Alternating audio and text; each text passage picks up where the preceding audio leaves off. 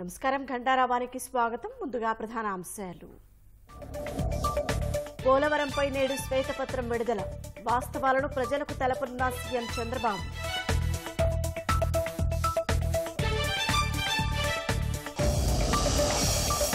అమరావతిలో పునఃప్రారంభమైన నిర్మాణాలు.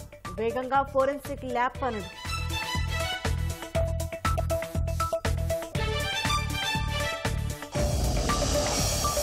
జగన్ తప్పులు చేయడం వల్లే ప్రజలు శిక్షించారు.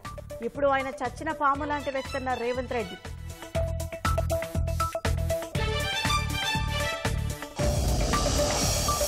గత ప్రభుత్వ విధానాలతో డిగ్రీ కళాశాలలు వెలవెల. ఫీజు రియంబర్స్మెంట్ రద్దుతో చదువులకు విద్యార్థులు దూరం.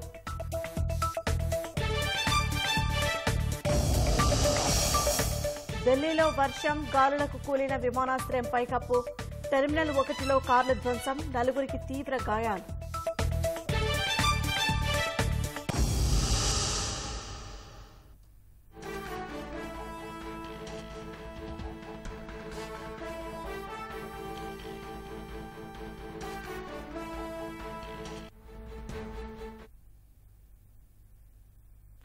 ఢిల్లీలో వర్షం బీభత్సం సృష్టించింది. లోతట్టు ప్రాంతాలు జలమయమయ్యాయి. రహదారులపై భారీగా వరద నీరు చేరడంతో పలుచోట్ల వాహనాల రాకపోకలకు అంతరాయం కలిగింది. వర్షపు నీటిలో కార్లు, ట్రక్కులు చిక్కుకుపోయాయి. తీవ్ర గాలులకు విమానాశ్రయ టెర్మినల్ 1లో పైకప్పు కూలి 3 కార్లపై పడింది. ఈ ఘటనలో ఒకరు మృతి చెందగా మరో 3కి తీవ్ర గాయాలయ్యాయి. పలు వాహనాలు సైతం ధ్వంసమయ్యాయి. హుటాహుటిన ఘటనాస్థలికి చేరుకున్న సిబ్బంది సహాయక చర్యలు కొనసాగిస్తున్నారు.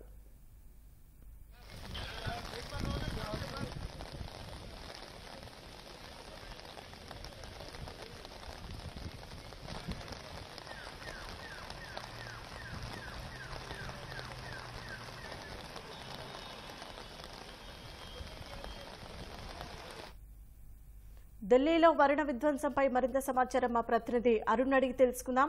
అరుణ్, ఢిల్లీలో వర్ష బీభత్సానికి సంబంధించిన సమాచారం ఏంటి? గత అర్ధరాత్రి నుంచి ఢిల్లీలో భారీ వర్షాలు కురుస్తూ ఉన్నాయి.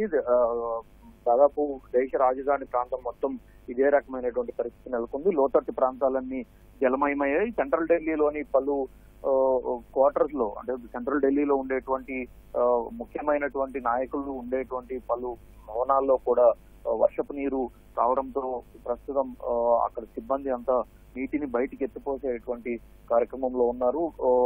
ఇది గత రాత్రి అర్ధరాత్రి నుంచి 1 గంట 2 గంటల నుంచి భారీ వర్షాలు కురుస్తుండటంతో ఈ రకమైనటువంటి పరిస్థితి నెలకొంది. ఢిల్లీ రైల్వే స్టేషన్ కి వెళ్లేటువంటి దారులన్నీ జలమయమయ్యాయి. అదే సందర్భంలో ఢిల్లీ విమానాశ్రయానికి వెళ్లేటువంటి దారులు కూడా అదే పరిస్థితుల్లో పూర్తి స్థాయిగా నీటితోటి నిండిపోవటము, దానికి అనుగుణంగానే సిబ్బంది అంతా తమ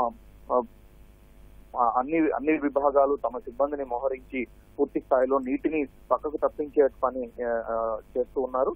మరోవైపు ఢిల్లీ విమానాశ్రయంలో భారీ వర్షాల కారణంగానే ఢిల్లీ విమానాశ్రయం లోని టెర్మినల్ 1 వద్ద ఒక విషాదమైనటువంటి ఘటన చోటు చేసుకుంది. ఢిల్లీ విమానాశ్రయం టెర్మినల్ 1లో ఉండేటువంటి పైకప్పు కార్లు, ప్రయాణికులు ఎక్కడైతే దిగి అక్కడి నుంచి విమానాశ్రయం లోపలికి వెళ్ళాలి, టెర్మినల్ లోపలికి వెళ్లాల్సి ఉంటుంది. డిపార్చర్స్ లోకి నిష్క్రమణలకు వచ్చేటువంటి ప్రయాణికులు ఉదయం కాలంలో 5 గంటల సమయంలో ఈ రకమైనటువంటి ఘటన జరిగినట్టుగా విమానాశ్రయ వర్గాలు వెల్లడించాయి. ఘటన జరిగిన మరుక్షణమే అత్యవసర సిబ్బంది అంతా దీనిపైన ముమ్మర చర్యలు చేపట్టారని, కొంతమంది గాయపడ్డారని చెప్పారు తప్ప ఎంతమంది ఇప్పటి వరకు గాయపడ్డారు, ఎంత నష్టం జరిగింది అనేటువంటి విషయాలు మాత్రం ఢిల్లీ విమానాశ్రయ వర్గాలు వెల్లడించలేదు. మరోవైపు మరికొద్దిసేపట్లో పౌర విమానయాన శాఖ మంత్రి రామ్మోహన్ నాయుడు విమానాశ్రయంలో ఈ ఘటన జరిగినటువంటి ప్రదేశాన్ని సందర్శించబోతున్నారు. సందర్శించి అక్కడ జరిగినటువంటి పరిస్థితులను పరిశీలించి అనంతరం విమానాశ్రయ వర్గాలు ఎయిర్పోర్ట్ అథారిటీ ఆఫ్ ఇండియాకు సంబంధించినటువంటి అధికారుల నుంచి పూర్తి వివరాలు సేకరించబోతున్నారు.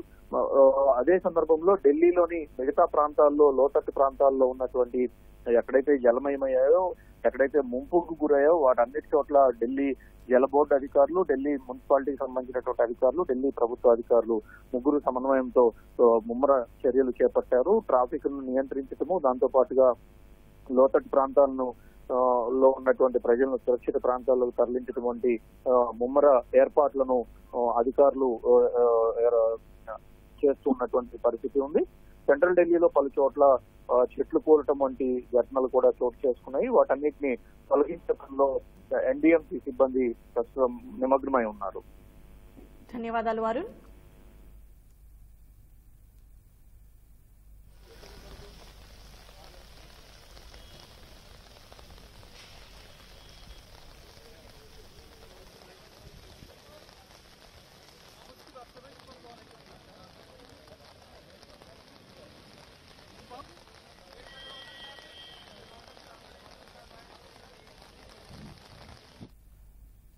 ఢిల్లీలో వర్షం బీభత్సం సృష్టించింది. లోతట్టు ప్రాంతాలు జలమయమయ్యాయి.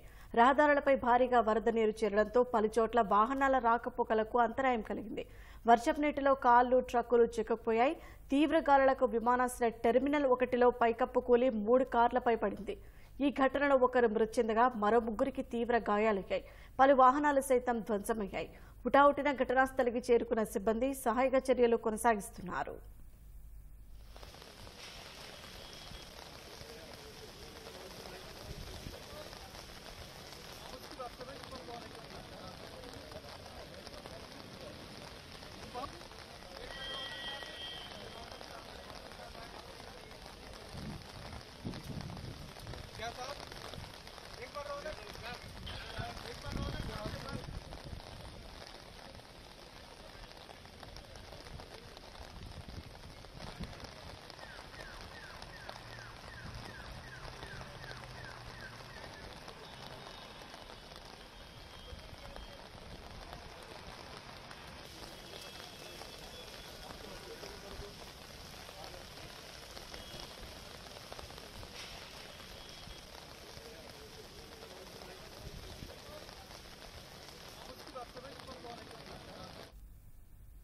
ఢిల్లీలో వరద విధ్వంసంపై మరింత సమాచారం మా ప్రతినిధి అరుణ్ అడిగి తెలుసుకుందాం.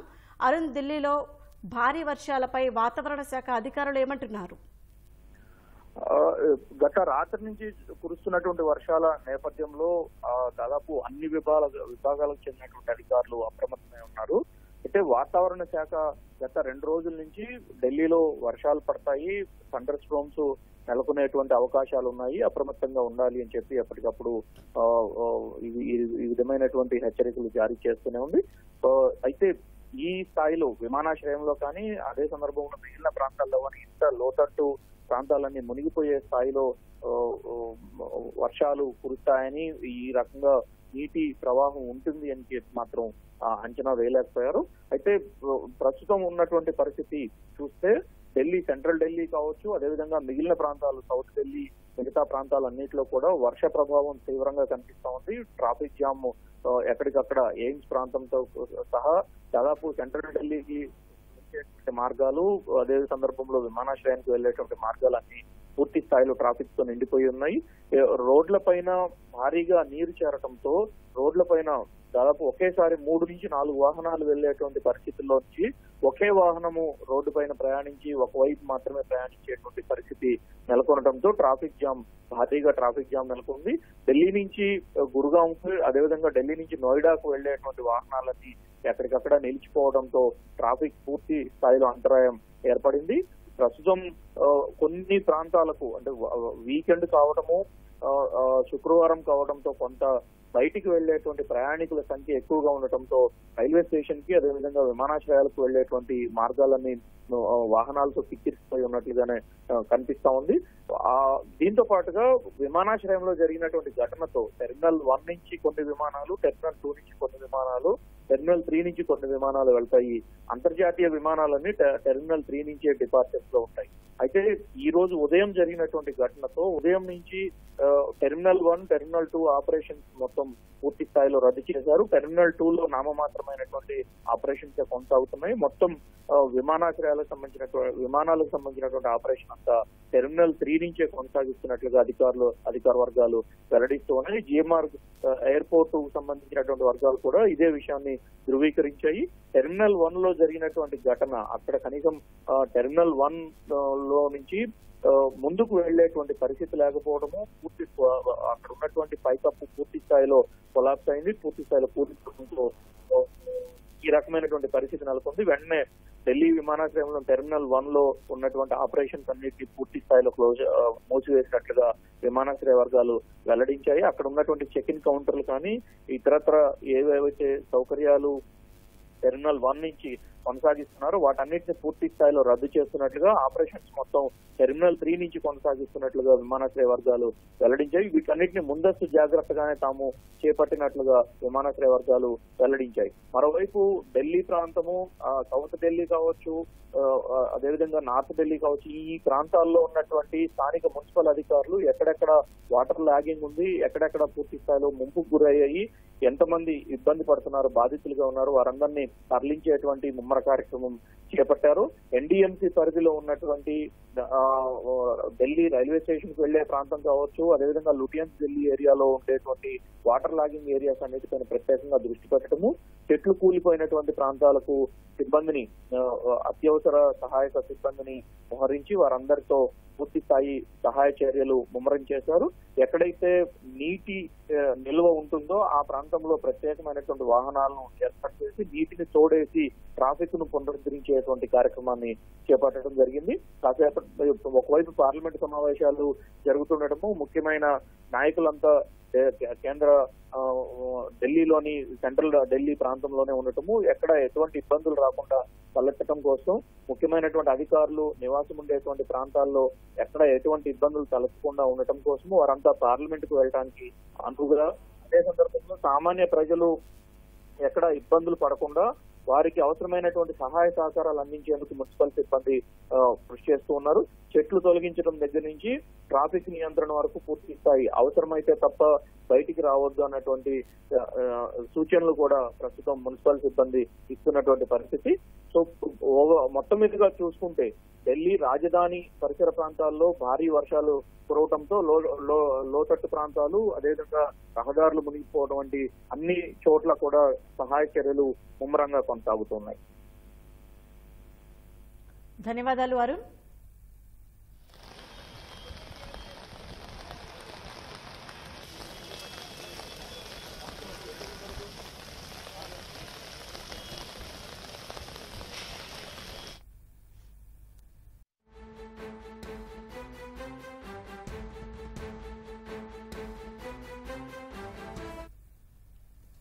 తాజాంశాన్ని చూస్తున్నాం. పోలవరంపై నేడు ముఖ్యమంత్రి చంద్రబాబు శ్వేతపత్రం విడుదల చేయనున్నారు. ఇక మరింత సమాచారం మా ప్రతినిధి కృష్ణ అడిగి తెలుసుకుందాం. కృష్ణ, పోలవరం శ్వేతపత్రం విడుదలకు సంబంధించిన సమాచారం ఏంటి? షాహీన్, ఏదైతే రాష్ట్ర ప్రభుత్వం కొత్తగా అధికార బాధ్యతలు చేపట్టిన తర్వాత గత ప్రభుత్వంలో జరిగిన విధ్వంసం అలాగే వివిధ వ్యవస్థల నిర్వీర్యంపై ప్రజల ముందు వాస్తవాలు ఉంచాలని చెప్పి నిర్ణయించింది. ఇందులో భాగంగానే 7 అంశాలకు సంబంధించి శ్వేతపత్రాలు విడుదల చేయాలని చెప్పి జరిగిన తొలి మంత్రివర్గ సమావేశంలో కూడా ఈ మేర ప్రభుత్వం నిర్ణయించింది. ఇందులో భాగంగానే తొలి శ్వేతపత్రాన్ని వల్ల ఆంధ్రప్రదేశ్ జీవనాడైన పోలవరంపై విడుదల చేయనున్నారు ముఖ్యమంత్రి చంద్రబాబు స్వయంగా. సచివాలయంలో మధ్యాహ్నం సమయంలో ఈ శ్వేతపత్రం విడుదల ఉండవచ్చని తెలుస్తుంది. పోలవరం విషయాన్ని కనుక చూస్తే ఆయన తొలి క్షేత్రస్థాయి పర్యటన కూడా పోలవరం ప్రాజెక్టు సందర్శన పెట్టుకున్నారు. ఏదైతే క్షేత్రస్థాయిలో మొత్తం ప్రాజెక్టు మొత్తాన్ని కూడా దాదాపు 2 గంటలకు పైగానే ఆయన పరిశీలించి ఎక్కడెక్కడ ఎంత మేర నష్టం జరిగింది ఏంటి అన్నది ఆయన స్వయంగా పరిశీలించడం జరిగింది గత సోమవారం. అలాగే ఏదైతే డయాఫ్రామ్ వల్ల దెబ్బతినడంతో పాటు వివిధ స్థాయిల్లో జరిగిన విధ్వంసం గత 5 ఏళ్లుగా పూర్తి నిర్లక్ష్యానికి గురైనందువల్ల ఈ విధ్వంసం జరిగిందనే ఒక ప్రాథమిక అంచనా కూడా రాష్ట్ర ప్రభుత్వం రావడం జరిగింది. అలాగే గత తెలుగుదేశం ప్రభుత్వ హయాంలో అంటే 2014-19 మధ్య కాలంలో 72% పనులు పూర్తి చేస్తే మిగిలిన పనులు కనుక గత ప్రభుత్వం వైకాపా ప్రభుత్వం కనుక ముందుకు తీసుకెళ్లి ఉంటే కనుక ఈ పాటికి పోలవరం ప్రాజెక్టు ప్రజలకి అందుబాటులోకి వచ్చేదన్న ఒక అభిప్రాయం కూడా వ్యక్తమవుతుంది. దీనికి సంబంధించి గత 5 ఏళ్లలో జరిగిన విధ్వంసం వల్ల మరింత ఆలస్యమయ్యే ప్రమాదం ఏర్పడటంతో పాటు ప్రాజెక్టుకి ఏ మేర నష్టం వాటిల్లింది, దాన్ని పూడ్చాలంటే ఏ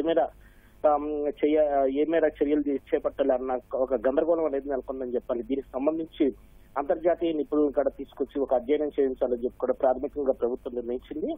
ఇందులో భాగంగానే ఇవాళ అసలు పోలవరం ప్రాజెక్టు వాస్తవ స్థితిగతుల మీద ప్రజల ముందు శ్వేతపత్రం ద్వారా ఉంచాలని చెప్పి ముఖ్యమంత్రి చంద్రబాబు నిర్ణయించారు. ఏదైతే ప్రాజెక్టు విషయంలో వాస్తవాలను ప్రజలకు తెలియజేయడం ద్వారా దానికి సంబంధించి అదనపు ఖర్చు ఏ విధంగా అవుతుంది, అలాగే ఎంత కాలంలో దీన్ని అందుబాటులోకి తీసుకురాగలరు ఏంటి అన్న దాని మీద ఒక అంచనాకు రావచ్చు అని చెప్పి కూడా భావిస్తున్నారు. ప్రజలకు వాస్తవాలు చెప్పి ప్రాజెక్టు ముందుకెళ్లాలని కనిపిస్తున్నారు. ఎందుకంటే క్షేత్రస్థాయి పర్యటన సందర్భంగా కూడా దీన్ని పూర్తి చేసేందుకు ఎంత యుద్ధ ప్రాతిపదికన చేసినా మరో 4 సీజన్ల సమయం పట్టే అవకాశం ఉందని చెప్పి కూడా ఒక ప్రాథమిక అంచనాకు వచ్చినట్లు చేస్తుంది. అలాగే నిపుణుల బృందం వచ్చి అంచనా వేసిన తర్వాత అది ఏ మేర ఎట్లా ఉంటుంది ఏంటి అన్న దాని మీద కూడా అంచనాలతో కూడిన ఒక శ్వేతపత్రాన్ని ప్రజల ముందు కూడా ఉంచాలని చెప్పి నిర్ణయించారు.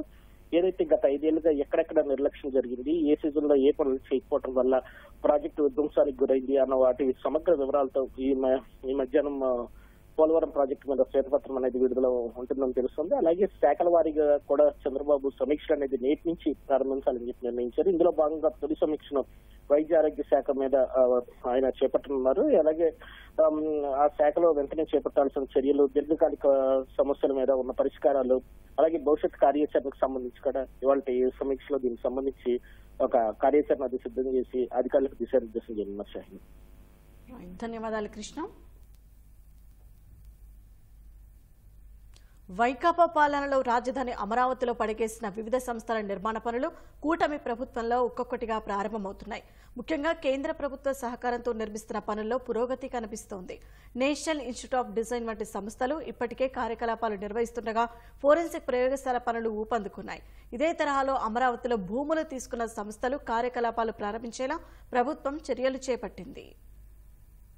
ప్రతిష్టాత్మక సంస్థలు, పేరొందిన శాఖల కార్యాలయాలు ఎక్కడ ఏర్పాటైనా ప్రాంతం ఎంతో అభివృద్ధి చెందుతుంది. అలాంటి సంస్థలను రాష్ట్ర ప్రభుత్వాలు ఎర్రతివాచి పరిచి స్వాగతిస్తాయి. కానీ వైకాపా ప్రభుత్వం మాత్రం అందుకు భిన్న ధోరణి అనుసరించి అమరావతిలో కేంద్ర ప్రభుత్వ కార్యాలయాలు ఏర్పాటు కాకుండా మోకాలడ్డింది. 2014 నుంచి 2019 మధ్యకాలంలో తెలుగుదేశం ప్రభుత్వం వివిధ కేంద్ర సంస్థలకు భూములు కేటాయించింది. జగన్ ప్రభుత్వంలో తగిన సహకారం లేక వాటి నిర్మాణ పనులు నిలిచిపోయాయి. తాజాగా కూటమి ప్రభుత్వం అధికారం చేపట్టడంతో రాజధానిలో నిర్మాణ పనులకు జీవం వచ్చింది. ఇదే సమయంలో కేంద్ర నిధులతో అమరావతిలో నిర్మిస్తున్న ఫోరెన్సిక్ ల్యాబ్ పనులు వేగవంతమయ్యాయి. పోలీస్ గృహ నిర్మాణ సంస్థ ఆధ్వర్యంలో కేంద్ర ప్రభుత్వ నిధులతో ల్యాబ్ నిర్మాణ పనులు చేపడుతున్నారు. 2025 ఏప్రిల్ నాటికి పనులు పూర్తి చేసి కార్యకలాపాలు ప్రారంభించడమే లక్ష్యంగా పెట్టుకున్నట్లు అధికారులు తెలిపారు. ఇది లాస్ట్ 4 years వర్క్ ఇది ఆగిపోయింది సార్. అది ఫండ్స్ రాక ఇప్పుడు మన ఆగస్టు నుండి వర్క్ స్టార్ట్ చేశాను అనమాట.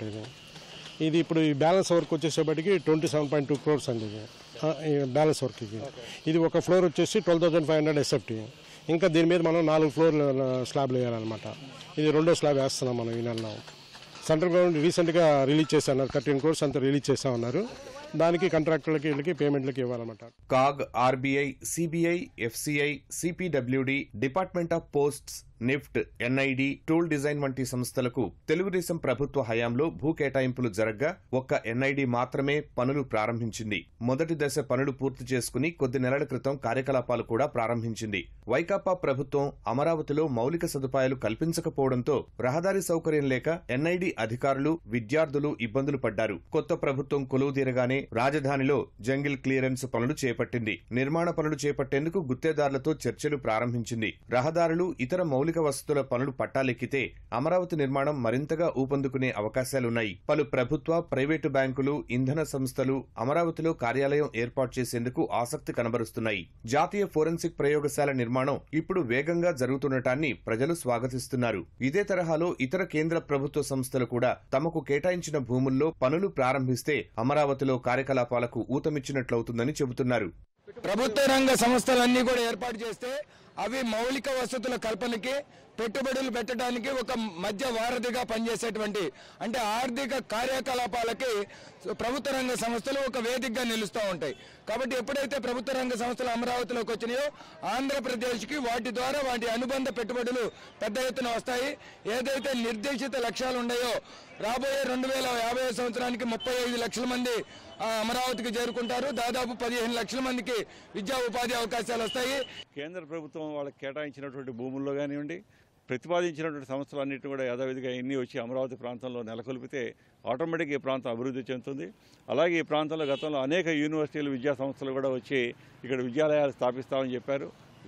వాళ్ళందరినీ కూడా మళ్ళా పోగొట్టుకున్నటువంటి నమ్మకాన్ని మళ్ళీ వాళ్ళకి తీసుకుని వచ్చి ఈ ప్రాంతంలో ఒరిజినల్గా ప్రతిపాదించబడినటువంటి జోన్ల ప్రకారం అన్ని సంస్థలు కూడా నెలకొల్పే విధంగా మరి ప్రభుత్వం కృషి చేస్తుందని చెప్పి మేము నమ్ముతా ఉన్నాం. రాష్ట్రంలో కొత్త ప్రభుత్వం ఏర్పడిన వేళ అన్ని రకాల కేంద్ర ప్రభుత్వ సంస్థలు కూడా కార్యకలాపాలు ప్రారంభించేందుకు వీలుగా నిర్మాణాలు త్వరగా ప్రారంభించాలని కూడా రైతులు కోరుతున్నారు. తద్వారా అమరావతి ప్రాంతంలో అభివృద్ధి పనులు అలాగే నిర్మాణ పనులను కూడా ఇతర ప్రాంతాలు కూడా వేగవంతం అవుతామని కూడా వారు ఆశాభావం వ్యక్తం చేస్తున్నారు.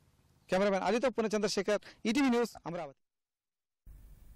ప్రజలు అధికారం ఇచ్చింది సొంత పగలు తీర్చుకోవడానికి కాదని జగన్ చూసిన తర్వాతైనా అందరూ నేర్చుకోవాలని తెలంగాణ ముఖ్యమంత్రి రేవంత్ రెడ్డి అన్నారు. ఢిల్లీలో మీడియాతో ముచ్చరించిన రేవంత్ ఏపీ రాజకీయాలపై కీలక వ్యాఖ్యలు చేశారు. 2019లో జనం ఎన్నో ఆశలతో వైకాపాకు 151 సీట్లు ఇస్తే జగన్ చేసిన నిర్వాకం వల్లే ఇప్పుడు 11 సీట్లకు పరిమితం చేశారన్నారు. అదే సమయంలో 23 సీట్లే వచ్చినా చంద్రబాబు కోర్ రాజకీయాలు వదలకుండా పోరాటం వల్లే చారిత్రక విజయం సాధించారన్నారు. చంద్రబాబుతో పోల్చుకుంటే జగన్ ఎంతన్న రేవంత్ అయినా వైకాపా వాళ్లు తిట్టే తిట్లు కామెంట్లను తట్టుకొని 5 ఏళ్ల పాటు అలుపెరగని పోరాటం చేశారన్నారు. తెలుగుదేశం పార్టీ తెలంగాణలో పోటీ చేస్తే కనీసం 10% ఓట్లు దక్కించుకునేదని, అప్పుడు కాంగ్రెస్ పరిస్థితి ఎలా ఉండేదో తెలియదన్నారు. ఏపీలో చంద్రబాబు బాధ్యతలు చేపట్టినప్పటికీ తెలంగాణ ప్రయోజనాల విషయంలో ఎలాంటి రాజీ పడబోమన్నారు. ఈ ఉద్యోగం కోసమే ఆయన్ని వదిలి వచ్చారని, ఇప్పుడు చంద్రబాబు కోసం ఆ ఉద్యోగాన్ని వదులుకుంటారా అని ప్రశ్నించారు. హైదరాబాద్లో జగన్ ఇంటి ముందు కూల్చివేతల విషయం తనకు చెప్పకుండానే చేశారని, కానీ చంద్రబాబు చెబితేనే తాను ఆ పని చేయించారని ప్రచారం చేశారన్నారు. జగన్ ఇంటి ముందు ఏమున్నాయో చూసేంత ఖాళీగా చంద్రబాబు ఉంటారని తాను అనుకోవడం లేదన్నారు. అయినా జగన్ చచ్చిన పాముతో సమానమని, ఆయన ఇంటి ముందు గద్దలు కూలగొట్టాలని చెప్పాల్సిన అవసరం చంద్రబాబుకు లేదన్నారు. అమరావతి హైదరాబాద్కు పోటీయే కాదన్న తెలంగాణ సీఎం హైదరాబాద్ను వదిలి అమరావతికి వెళ్లి ఎవరు పెట్టుబడులు పెడతారని తాము అనుకోవడం లేదన్నారు. ఒకవేళ అమరావతిలో పెట్టుబడులు పెడితే లాభపడతామని భావిస్తే మేం తాడుతో కట్టేసినా ఎవరూ ఆగారని రేవంత్ రెడ్డి చెప్పారు.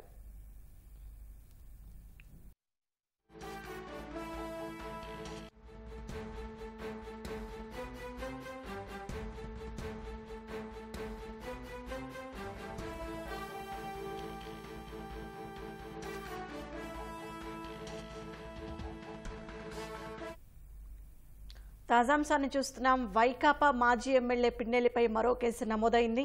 తెలుగు యువత పల్నాడు జిల్లా కార్యదర్శి కొమరశివపై దాడి ఘటనపై కేసు నమోదైంది. మాచర్ల కోర్టు వద్ద తనపై దాడి చేశాడని పిన్నెల్లిపై పోలీసులకు శివ ఫిర్యాదు చేశారు. ఐపీసీ సెక్షన్ 323 కింద మాచర్ల పోలీసులు కేసు నమోదు చేశారు.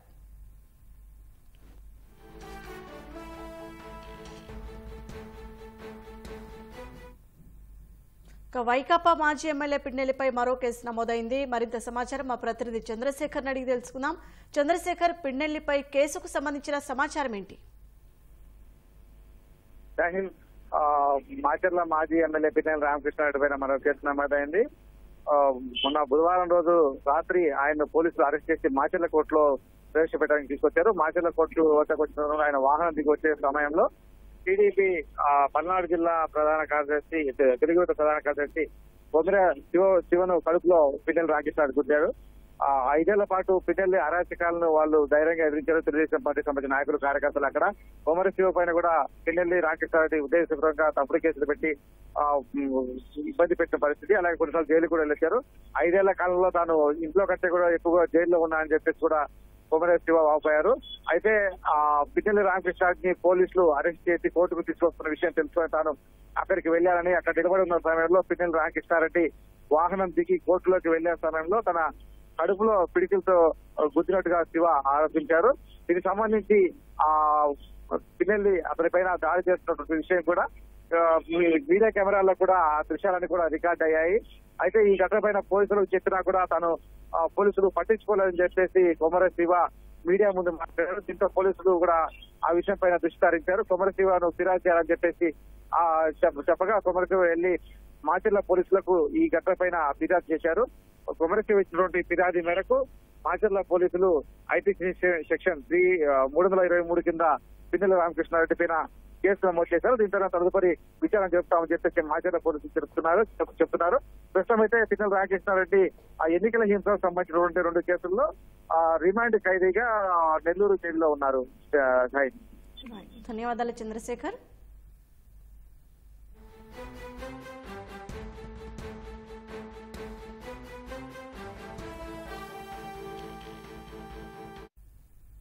జాబిల్లి దూర ప్రాంతాల నుంచి తెచ్చిన మట్టి నమూనాలపై పరిశోధనలు చేసేందుకు దరఖాస్తు చేసుకోవాలని అంతర్జాతీయ శాస్త్రవేత్తలను చైనా ఆహ్వానించింది. అయితే ఆ సహకారానికి పరిమితులు ఉంటాయని, ముఖ్యంగా అమెరికాతో పరిమితులు ఎక్కువగా ఉంటాయని పేర్కొంది. నాసాతో ప్రత్యక్ష ద్వైపాక్షిక సహకారాన్ని యుఎస్ నిషేధించినందున ఈ పరిమితులు విధిస్తున్నట్లు స్పష్టం చేసింది. యుఎస్ చైనా ఏరోస్పేస్ సహకారంలో ఓల్ఫ్ సవరణ చట్టం అడ్డంకిగా ఉందని చైనా నేషనల్ స్పేస్ అడ్మినిస్ట్రేషన్ తెలిపింది. చాంగ్ S6 మిషన్ కోసం European space agency, France, Italy, పాకిస్తాన్తో కలిసి పనిచేశామన్నారు. సోమవారం చైనీయులు 20,50,000 ఏళ్ల నాటి చంద్రుని పురాతన అగ్నిపర్వత శిలలను తీసుకొచ్చారు. మనకు కనిపించే చంద్రుడు, కనిపించని చంద్రుడి మధ్య భౌగోళిక వ్యత్యాసాన్ని అధ్యయనం చేసేందుకు 2 కిలోల కన్నా ఎక్కువ మట్టిని సేకరించినట్లు సమాచారం. జాబిలి దక్షిణ ధ్రువంలోని కఠినమైన పర్వతాలు, క్రేటర్లు ఉండే ఐట్కెన్ బేసిన్లో చైనా ప్రోబ్ దిగింది. అక్కడ డ్రిల్ చేసి అనేక ఉపరితల పొరల నుంచి నమూనాలు సేకరించింది.